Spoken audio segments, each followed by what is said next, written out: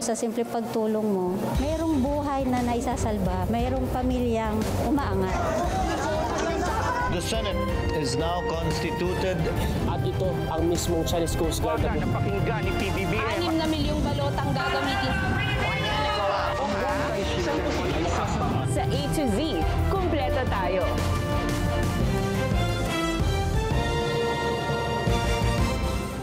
Luzon, Visayas, Mindanao at buong mundo. Ngayon ay Martes at 30 ng Setyembre 2025. Ako si Barbie Mulak at ito ang balitang A to Z. Defense Secretary Teodoro iginiit, walang coup plot laban sa Marcos administration.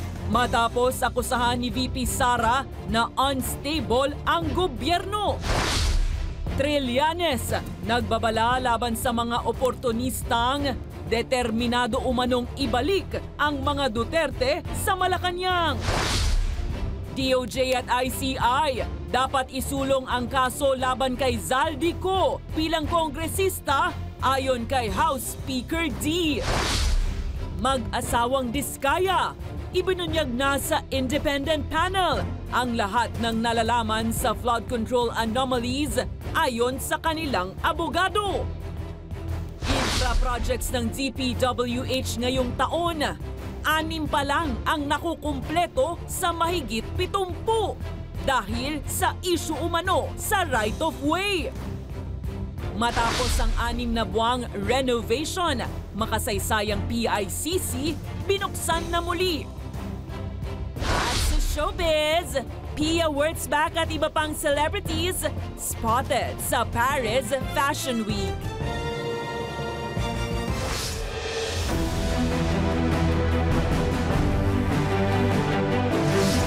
Magandang gabi, pambungad sa ating newscast. Walang krisis sa katapatan ng kasundaluhan ayon kay Defense Secretary Gilberto Teodoro. Sa kabila ng pag-aming, maraming suliranin ngayon ang bansa, lalo na ang issue ng korupsyon. Iginiit ni Teodoro na matatag ang Armed Forces of the Philippines. Sa harap yan ng umuugong na balitang may mga pagtatangka umanong kudeta laban sa gobyernong Marcos.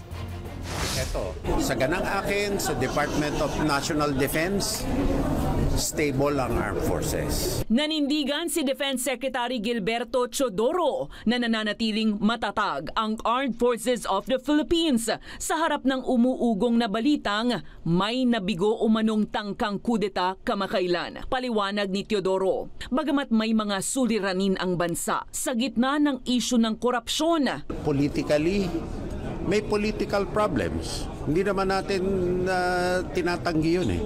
So, politika din ang solusyon. May corruption problems, judicial ang solusyon at prosecutorial. Labas na anya rito ang militar. Una nang itinanggi ng Malacanang na may intelligence reports na may kumikilos umano sa AFP upang bawiin ng suporta kay Pangulong Ferdinand Marcos Jr. Nadinig na po natin si General Bronner. Sinabi po niya na mananatili silang matatag at hindi po sila sasali sa gintong klaseng gulo at ang papatupad lamang po nila kung ano yung nasa konstitusyon.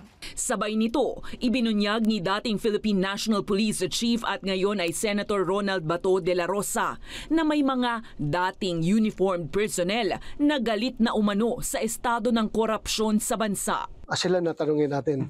Basta alam kong galit sila sa nangyayari. Well, any form of dissatisfaction, however significant it may be, if it snowballs into something bigger, then it will constitute a threat. Di ba? But right now, kung hindi yan ma-address, magkakaproblema tayo dyan. babala naman ni former Senator Antonio Trillanes sa Marcos government maging mapagmatyag sa harap ng ganitong mga banta.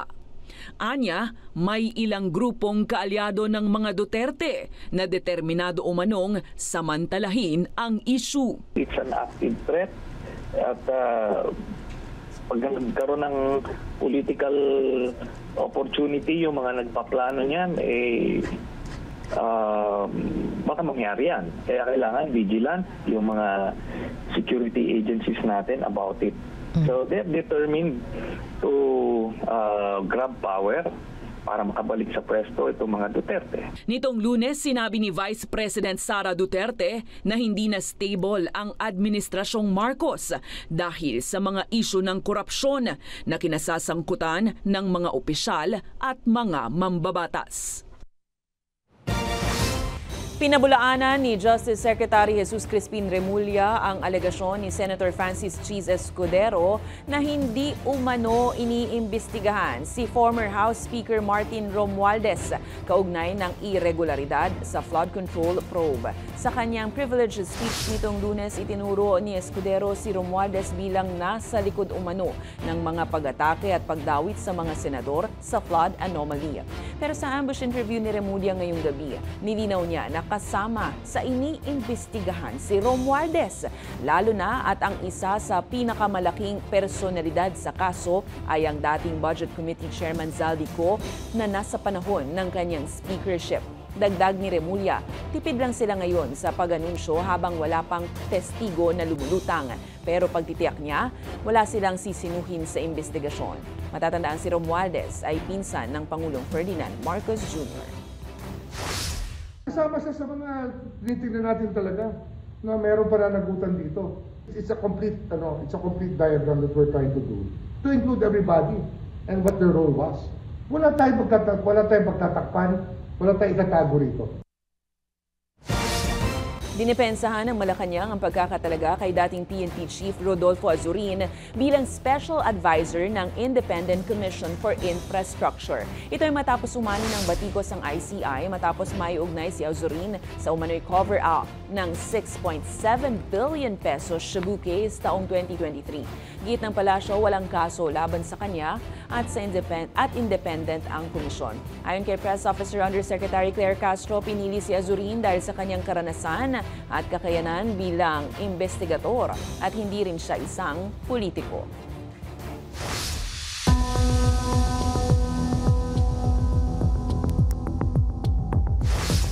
Wala nang jurisdiksyon ng Kamara sa ethics complaint laban kay Zaldico ngayong nag-resign na siya bilang Ako Bicol Representative. Ayon kay House Speaker Faustino D. Ani D, nasa kamay na ng Department of Justice ang pagsusulong ng kaso upang mapanagot si Ko. Ayon naman kay Navotas Representative Toby Tiangco, ang pagbibitiw ni Ko ay pag-iwas sa accountability. May balitang A to Z si Kim Salinas. Hindi dapat makatakas sa anumang pananagutan si dating Ako Bicol Representative Zaldico kahit nagbitiw na bilang kongresista ayon kay Navotas Representative Toby Tiangco. Si Tiangco ang naghain ng House Ethics Complaint laban kay Ko dahil sa issue ng umano'y budget insertions at paglabag sa tiwala ng publiko sa pagkakasangkot umano sa korupsyon sa flood control projects. Instead of being accountable, iniwasan niya ulit, no? Doon pa lang sa Ethics Committee, ayaw na niyang maging accountable. So paano natin siyang aasahan maging accountable doon sa ICI? Kahit sinasabi niya haharapin niya yung mga kaso, hindi naman niya hinaharap. Pero paliwanag ni House Speaker Faustino D, hindi na matutuloy ang pagdinig sa ethics complaint laban kay Ko dahil tinanggap na ng Kamara ang resignation ng kongresista. Since nag-resign na si Congressman Zaldico, wala nang karapatan ang Kongreso para maimbitahan siya at maanyayahan para umattend sa Committee ng Ethics. Inamin ni House Ethics Committee Chairperson Representative J.C. Abalos na nabigla siya sa resignation ni Ko. Mensahe ni Abalos kay Ko, kahit na wala ng jurisdiction ang Committee on Ethics, hinihikayat rin po sana namin na harapin po niya ang mga kasong hinaharap niya dahil serious po ang mga allegations na ito. Giit ng House Speaker, nasa kamay na ng ibang ahensya ng gobyerno ang pagtutuloy ng anumang kaso laban kay Ko. Bahala na ang Department of Justice at ganoon din ang ICI kung anong pwede nilang ipataw. Pero kailangan talagang bumalik siya. Kinwestiyon naman ni Tiangco ang umano'y pananahimik ni former House Speaker Martin Romualdez ukol kay Ko. Nagkaroon lang ng effort to send him back noong nag-take over na si Speaker Bogie D. Up to this point, walang statement si Speaker Romualdez saying that Saldico has to be accountable. Diba? What does it tell us? Sa panig ng Malacanang, dapat nang harapin ni Ko ang mga akusasyon. Dapat niya po itong sagutin. Dahil kung hindi niya po ito masasagot at iiwasan niya, lalabas lamang po siyang guilty. So, mas mainam po na maipaliwanag niya ang kanyang side. Sa initial report ng Independent Commission for Infrastructure, kabilang si Ko sa mga inirekomendang sampahan ng kasong kriminala. Kaugnay ito sa umano'y mga anomalya sa 289 million peso flood control project sa Oriental Mindoro kung saan dating co-founder si Ko ng contractor na SunWest Incorporated. Para sa Balitang A to Z, Kim Salinas. Tinangkang i-deregister ng mga kumpanya sa Civil Aviation Authority of the Philippines o CAAP ang 3 helicopter na pawang nakarehistro kay former Ako Bicol Party List Representative Zaldico. Ayon kay Public Works Chief Vince Dizon, napigilan ng CAAP ang umano'y pagtatangka ni Ko sa mga nasabing air assets na umano'y plano rin sanang ibenta bago pa man i-freeze ang lahat ng kanyang ari-arian at mabawi ng pamahalaan. Una nang hiniling ng kalihim sa Anti-Money Laundering Council ang pag-freeze ng hindi bababa sa 5 bilyong pisong halaga ng mga jet at helicopter na pagmamayari ng mga kumpanyang nauugnay sa dating House Budget Committee Chairman. Pagkakasabi sa akin ng CAAP, kaya yun dinideregister ay may plano silang ibenta. Dahil hindi mo maibebenta at hindi maibibili, mabibili ng gustong bumili nun kung hindi i-deregister sa Pilipinas. Inihayag ni Senator Ronald Bato de la Rosa na isinusulong niya sa Senate Blue Ribbon Committee na maimbitahan sa susunod na hearing si dating Ako Bicol Party List Representative Zaldico. Ayon kay Senator Bato, nawala na ang parliamentary immunity ni Ko matapos mag-resign sa Kamara at sa Ako Bicol Party List. Babala naman ni de la Rosa, maglalabas ang Senado ng subpoena sakaling umiwas pa rin si Ko, habang magbababa naman ng warrant of arrest kung hindi pa rin sisipod. Iginigit din ni De La Rosa na central figure si Ko sa isyu ng maanumalyang flood control projects at korupsyon, kaya hindi sapat ang kanyang resignation. What will be enough is thorough investigation. If it warrants prosecution, prosecution. And if it warrants conviction, conviction. That's what the people are looking for. Tell all na! Yan ang pahayag ng abogado ng mag-asawang Sara at Curly Discaya nang humarap ang mga ito sa pagdinig ng Independent Commission for Infrastructure ngayong Martes. Nakahanda na anya ang mag-asawa na isiwalat lahat ng kanilang nalalaman. Samantala, pumirma naman ang kasunduan ng ICI at Anti-Money Laundering Council bilang pagpapaigting ng investigasyon sa korupsyong nangyayari sa bansa. Ang Balitang A to Z, hatid ni Naomi Almohan. Suot ang kanyang designer bag habang ang isa na may naka-bulletproof vest. Humarap ngayong Martes sa Independent Commission for Infrastructure ang mag-asawang Sara at Curly Discaya. Kaugnay pa rin ito ng investigasyon ng ICI sa kanilang kinasasangkutang korupsyon sa flood control project sa bansa. Handa na raw silang isiwalat lahat ng mga nakinabang pa sa katiwalian. About money, about the particular persons, nabanggit sa affidavit, kung ano yung transaction, ano yung history. Tell all na kami lahat. Wala na kami tinatago. The mere fact na humarap kami sa Senate, sa House, sa DOJ, and then ICI, we're very sincere. Kaya nga, tell all na tayo lahat eh. Ano pa bang hinihingi yung sinseridad ng mag-asawa? Nakasaad na sa affidavit na isinumite ng mga Discaya sa ICI ang iba pang mga sangkot sa anomalya. We will have a supplemental affidavit, so magdadagdag kami ng mga pangalan doon in due time. Pero nang tanungin kung may sangkot pang mga kongresista at senador na isisiwalat. No comment. Habang ang mga ledger na naglalaman naman ng mga transaksyon at iba pang dawit na opisyal, inihahanda na rin ang kanilang kampo para maisumite sa pagdinig. Nagdesisyon niya ang mag-asawang Discaya na ibunyag ang lahat ng kanilang nalalaman matapos pagbabatuhin ng putik ng mga flood survivor at environmentalist ang gate ng kanilang bahay. Naka-freeze na rin aniya lahat ng bank accounts ng mga Discaya at mga nagmamahalan nitong mga sasakyan na ang iba pa nga sa ibang bansa lang naman mabibili. Cancelled yung 9 licenses nila ng pickup eh. So walang trabaho.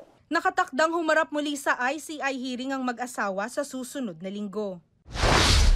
Samantala, pumirma ang ICI ng kasunduan sa Anti-Money Laundering Council o AMLC ngayong Martes. This will strengthen interagency collaboration and ensure that questionable projects are examined from all angles. The ICI will look at questionable government infrastructure projects.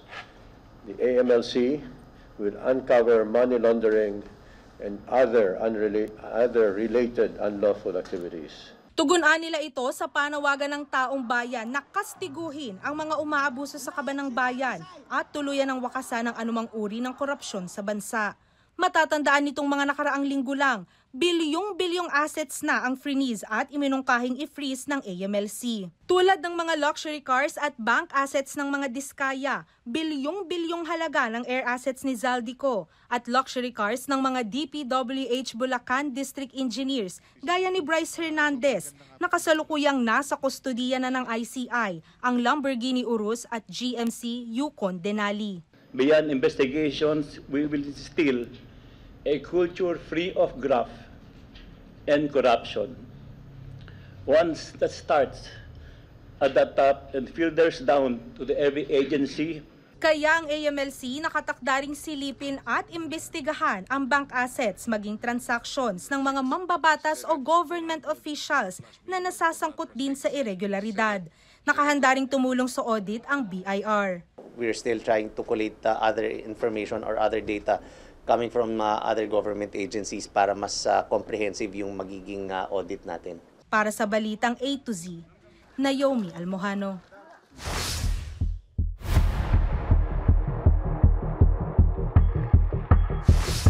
Isang ganap ng low pressure area ang binabantayang sama ng panahon sa silangan ng bansa na inasahang papasok sa Philippine Area of Responsibility ngayong gabi. Sa huling update ng Pag-asa, may katamtamang tsansang maging ganap na bagyo ang naturang LPA sa loob ng 2 araw. Sa ngayon, kumikilos ito pakanluran, hilagang kanluran at posibleng tahakin muli ang Luzon.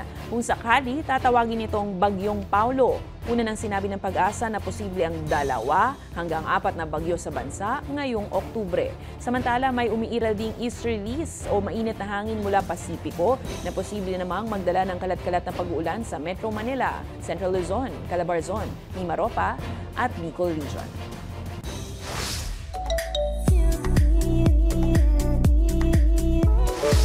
This is me in my producer era. Muling nagbabalik ang American singer and actress na si Demi Lovato sa Disney's musical show na Camp Rock 3. Yan ang pagkukumpirma ng Disney sa kanilang social media page.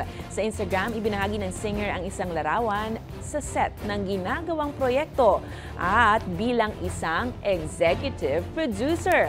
Bukod dyan, muling makakasama ni Demi ang Jonas Brothers sa pagbuo ng ikatlong version ng Disney's Camp Rock. Matatanda ang taong 2008 nang unang bumida si Demi bilang si Mitchie Torres sa classic musical show na Camp Rock. Susunod, infra projects ng DPWH ngayong taon, 6 pa lang ang nakukumpleto sa mahigit 70 dahil sa issue umano ng right-of-way. At matapos ang 6 na buwang renovation, makasaysayang PICC muling binuksan. Abangan ang kumpletong ulat sa pagbabalik ng Balitang A to Z.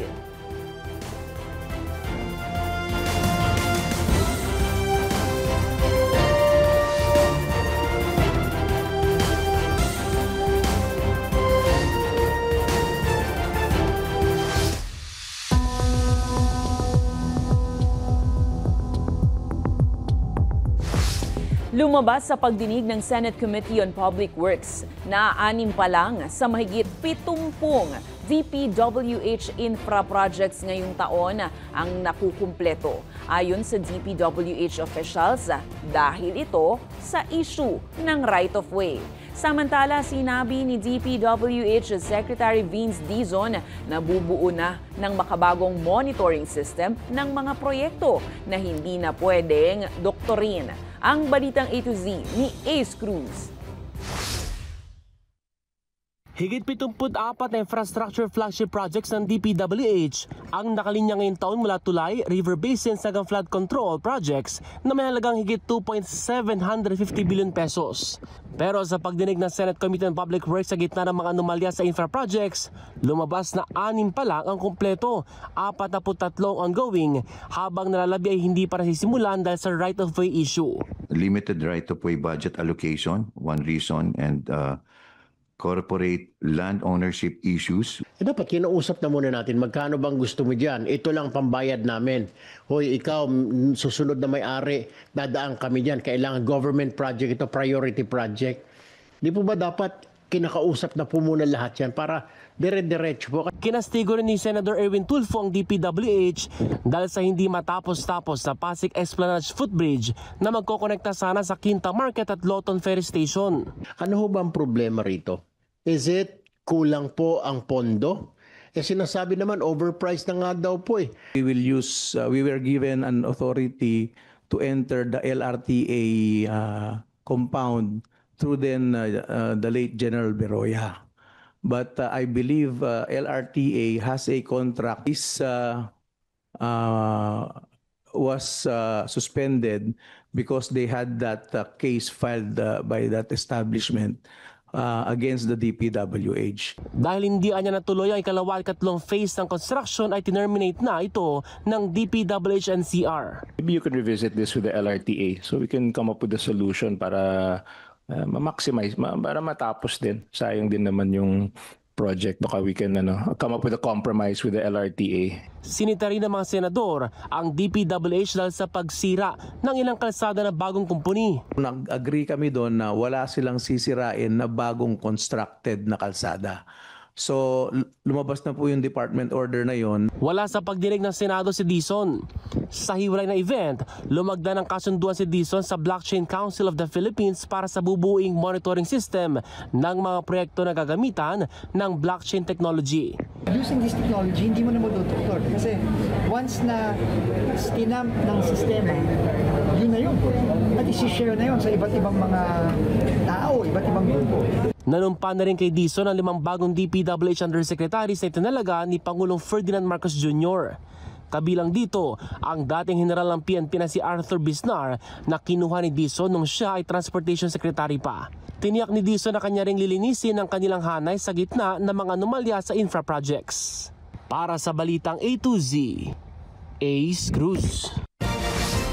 Pinulong ni PBBM sa Malacanang ang mga lider mula sa Kongreso at Senado para sa unang Legislative Executive Development Advisory Council o LEDAC ng 20th Congress. Present sina bagong House Speaker Faustino D. III, bagong Senate President Tito Soto III at ilan pang opisyal. Tinalakay rito ang mga priority measures ng ehekutibo, partikular na ang Rise Tarification Act at pag-amyenda sa Money Laundering Act, maging ang pagrebisa sa mga batas sa online lending.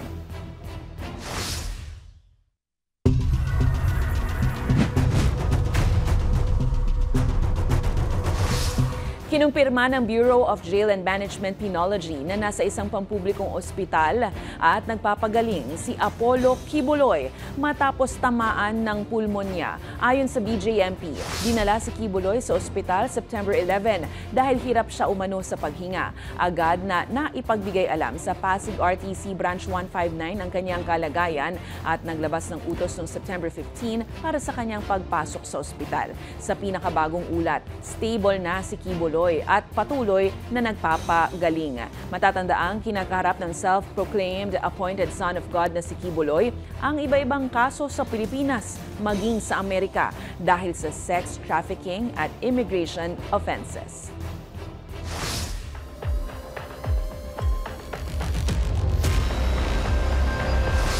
Hindi kumbinsido si Vice President Sara Duterte na kayang mapangalagaan ng International Criminal Court ang kapakanan at kalusugan ng kanyang amang si dating Pangulong Rodrigo Roa Duterte. Kasunod yan nang natanggap na impormasyon ng bise na umano'y minsan nang nawalan ng malay ang dating presidente pero hindi umano ipinaalam ng ICC sa kanilang kampo. Dahilan para pagdudahan ng pangalawang Pangulo ang umano'y tila may mali siyang welfare check na isinagawa ng Philippine Embassy kay Duterte. Duterte.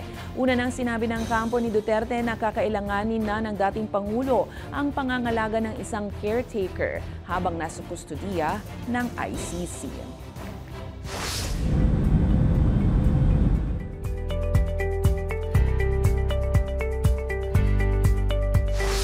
Nakuha ni US President Donald Trump ang suporta ni Israeli Prime Minister Benjamin Netanyahu para sa US-sponsored peace deal na layong tapusin na ang giyera sa Gaza. Matapos ang pulong kay Netanyahu sa White House nitong Lunes, inanunsyo ni Trump na malapit na anyang maabot ang kapayapaan sa Gaza Strip. Magdadalawang taon magmula nang sumiklab ang digmaan doon.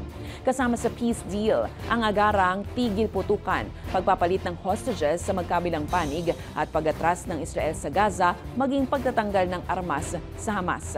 Pinag-aaralan naman ngayon ng Hamas ang kanilang magiging tugon matapos matanggap ang peace deal proposal ng Amerika na ipinadala ng negotiators sa Qatar at Egypt.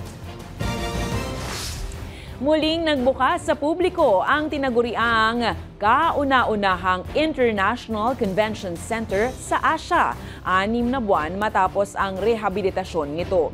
Mismong si Pangulong Ferdinand Marcos Jr. ang nagpasinaya sa paglulunsad muli ng Philippine International Convention Center o PICC, sabay sa ika-50 taong anibersaryo ng makasaysayang gusali. Present din sa okasyon sina First Lady Liza Marcos at ating unang ginang Imelda Marcos. Ang PICC ay disenyo ng yumaong national artist Leandro Locsin. Una itong nagbukas taong 1975 nang ganapin rito ang IMF World Bank meeting sa Maynila. Dito rin ginanap ang iba pang malalaking okasyon mula sa 1994 Miss Universe Pageant, 2017 ASEAN Summit hanggang sa samut-saring graduation at concerts. At sa bagong bihis na PICC nga, ang magsisilbing venue naman para sa nakatakdang ASEAN Summit sa 2026. Sa aming pagbabalik sa showbiz, Pia Wurtzbach at iba pang celebrities spotted sa Paris Fashion Week.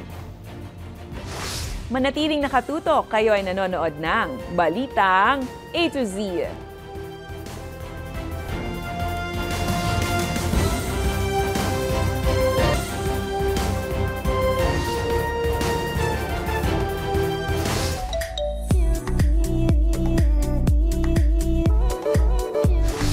Nagsimula na nga ang prestigyosong event sa mundo ng fashion, ang Paris Fashion Week 2025, kung saan bumida sa pagrampa si Miss Universe 2015 Pia Wurtzbach. Ang mga winning runway moments sa Balitang A to Z Showbiz ni Lane Garcia. Ready to walk your work! Slay ang ilang celebrities na dumalo sa Paris Fashion Week 2025. Isa na diyan ang ating very own Miss Universe 2015 Pia Wurtzbach-Johnsing na nagbabalik spotlight matapos rumampa para sa kilalang cosmetic brand. Stunning and fierce ang atake ni Pia sa runway, suot ang red sexy slit dress. Habang si It's Okay to Not Be Okay star and diyosa ng telebisyon Ann Curtis may pa-snaps sa kanyang ganap for the Paris Fashion Week. At take note, very fresh si Anne habang nakasuot ng bathrobe with coffee and croissant. Hindi rin nagpahuli si Miss Universe Philippines 2024 Michelle D na nagbahagi rin ng update sa kanyang pagpunta sa Paris with caption, Bonjour Paris, Dora is back.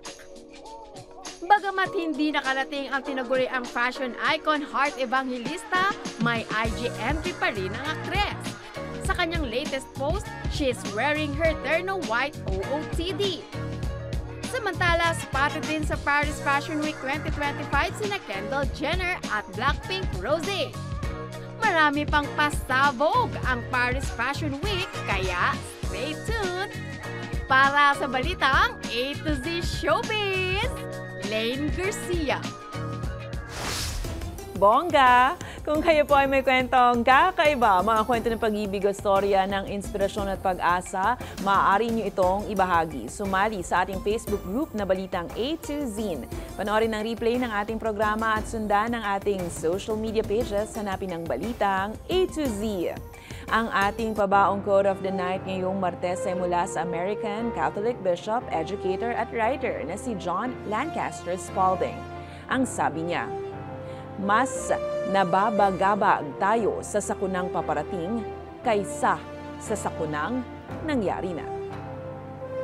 At yan po ang mga balita at impormasyon, mga kwentong may dalang inspirasyon na tinutukan ng balitang A to Z. Ako si Barbie Mulak, maging maalam, makialam. Magandang gabi sa iyo, Pilipinas.